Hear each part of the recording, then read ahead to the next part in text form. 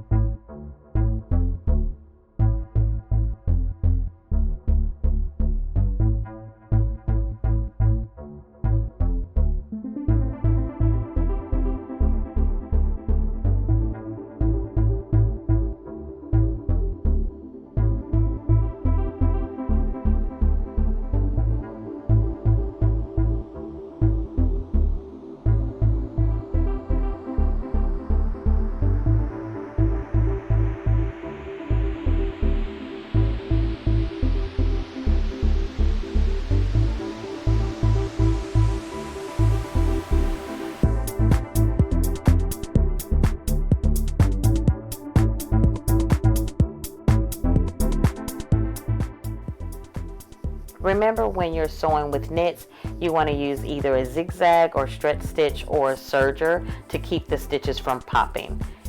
And keep in mind, when you're sewing the rib knitting together, you are sewing right sides together.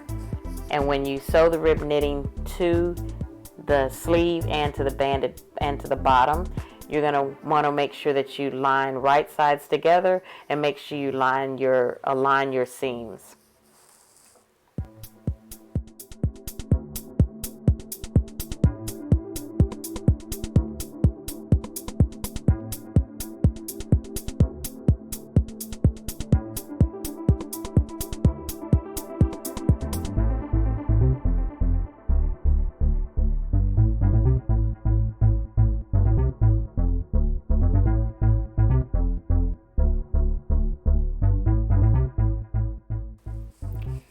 The easiest way to get your rib knitting sewn into your sleeve or sewn onto your sleeve is to make sure that you use that seam that you already have, and then opposite of that seam halfway through, instead of quartering it, you're just going to do it in halves. So across the seam, you're just going to pin it or put a clip so that you'll know that you're going to align the first seam underneath the arm, underneath the armpit, and then where you put your pin or your clip, you're going to align that with the shoulder seam. And then that way you'll be able to ease that sleeve in evenly on both sides. So just make sure that you line up the first seam underneath the arm so you can hide that seam, and then right across from that seam, you're going to align that pin or clip where you clipped for your halfway mark. You're going to align that with the shoulder seam.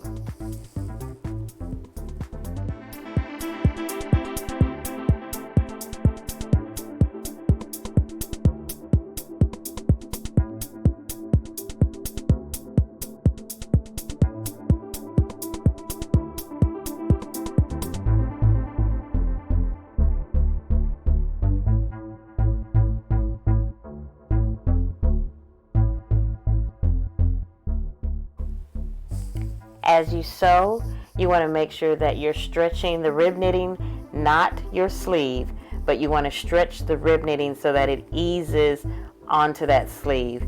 And so you're stretching all along the way up to your next clip or up to the shoulder seam. So I usually start underneath the arm and at that seam, and then I stretch the rib knitting and ease it in up into the shoulder seam. Then I can do the same thing on the other side. I'll stretch the rib knitting to ease it in to meet back to my original seam.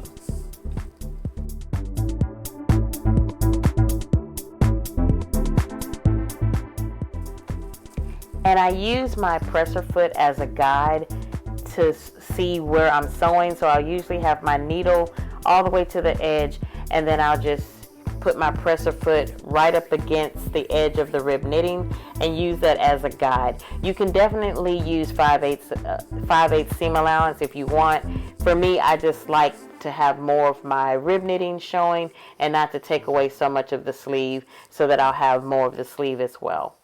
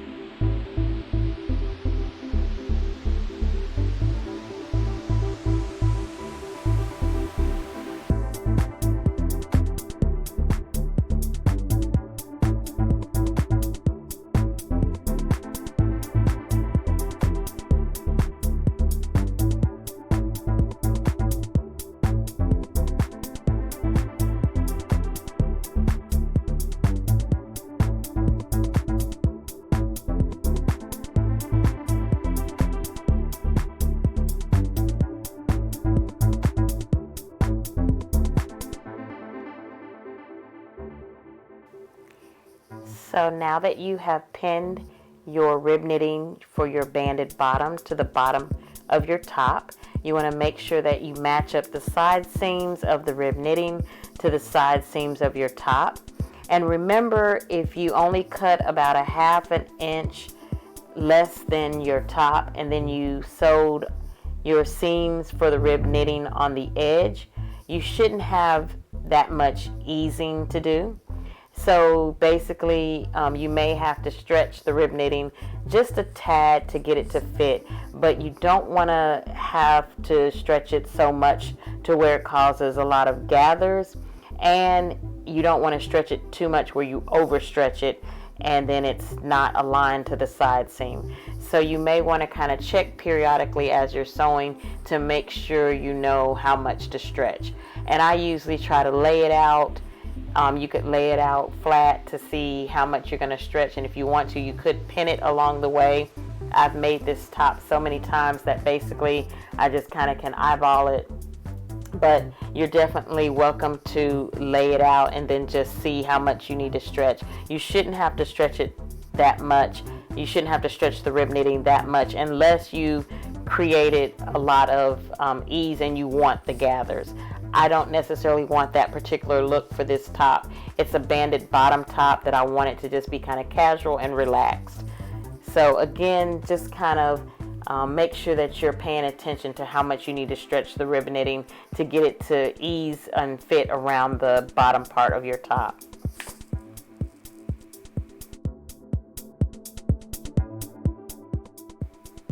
And again, I align my presser foot up to the bottom edge of my rib knitting, and I have my needle all the way to the edge as well, because again, I do want the length. I don't want to take away from the length. This top in its original state is already a little too short for my liking, and so I want to keep that length as well as add a little bit of length with the rib knitting.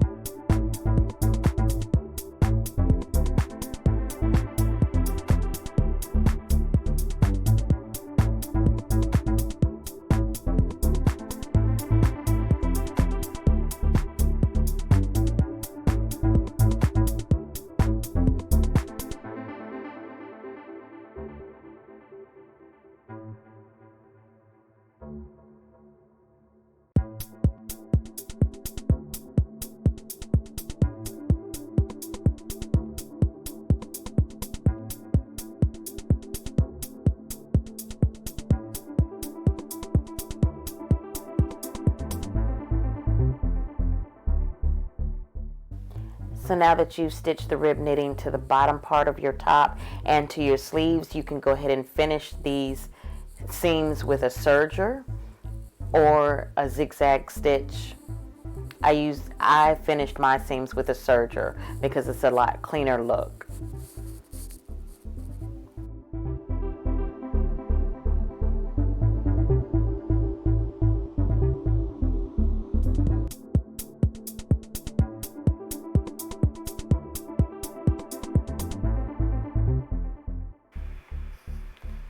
Okay, at this point, you're going to finish the neckline, and you want to do that with bias binding.